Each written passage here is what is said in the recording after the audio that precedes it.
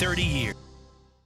Well, the death certificate of a woman who died in Richland County says her cause of death is due to complications from COVID-19. However, her family says she never had the virus, that she was never even tested. Now they're turning to WIS to find out how and why this happened, why the hospice doctor signed off on the death certificate, and whether her death was included in DHEC's daily totals. Our Caroline Colburn has been working hard on this story over the last couple of days. Caroline, I know you have talked to the coroner, you have reached out to DHEC, and you've really pressed this hospice facility to figure out how this happened. What have you learned?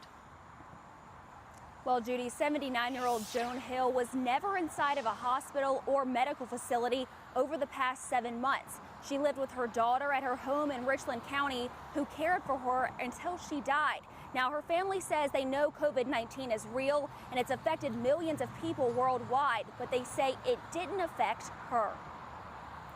My grandmother was an amazing woman. She was a homemaker, housewife, basically, like her pretty much whole life. Joan Hill dedicated her life to her family. We were very close. The beloved mother and grandmother suffered from dementia for several years and passed away in her daughter's home in Richland County on July 31st. This has definitely been a hard loss. Last week, an already tough time for granddaughter Kimberly Klosterman and her family got even more difficult when they received Hill's death certificate. It's just wrong. It lists Alzheimer's disease and COVID-19 complications as her cause of death. To have a report come back and say that that's what my grandmother passed away from when she was never even tested, had no symptoms, it's devastating. Klosterman says her whole family was tested for the virus a few weeks prior, and they all received negative results. We asked hospice to test her then, and they said that there was no need to test her if there were no symptoms, and she never showed any symptoms whatsoever. Hill was being cared for by Amedisys Hospice in West Columbia, which sent nurses to the home regularly to check on her and reported her death to Richland County Coroner Gary Watts. When you contacted me was the first time that we were made aware of that was anything listed as far as COVID. When we took the call originally, it was a patient with Alzheimer's. Nothing was mentioned about COVID-19 at that time. Watts explained he isn't required to sign off on a death certificate of someone in hospice care.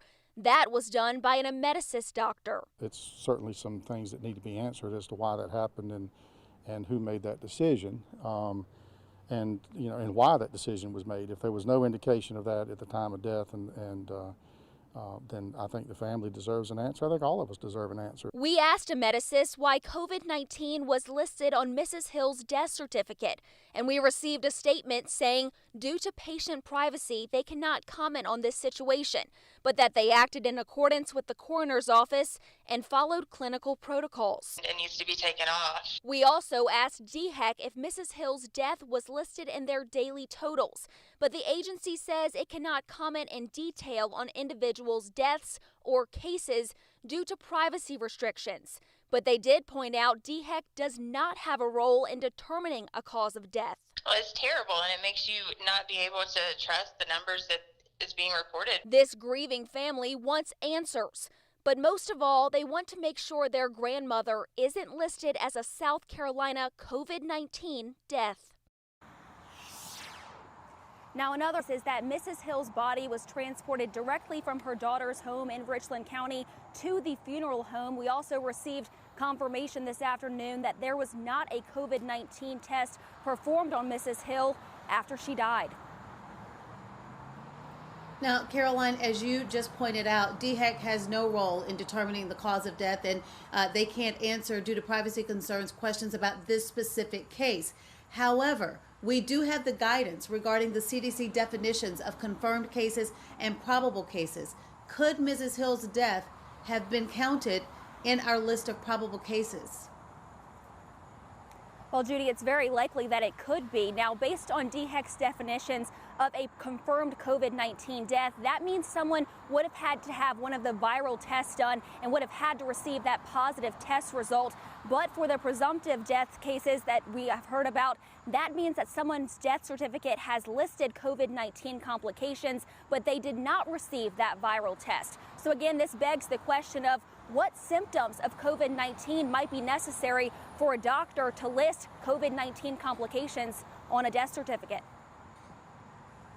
All right, our Caroline Colburn, excellent work on this investigation. We should also point out Caroline has reached out to the doctor that signed this death certificate. We have not been able to do an interview with that doctor, but this is a case we will certainly continue to follow. Caroline, thank you once again. For our viewers, we know you have a lot of questions, and we want you to know that WYS takes every allegation regarding the number of COVID cases and the accuracy of the data very seriously. We have looked into every case when someone has called us with a similar allegation, and this is the first time that we've been able to confirm any sort of discrepancy of this type in these cases. We certainly will make sure that we continue to follow this story and let you know of any new information as we're able to confirm it.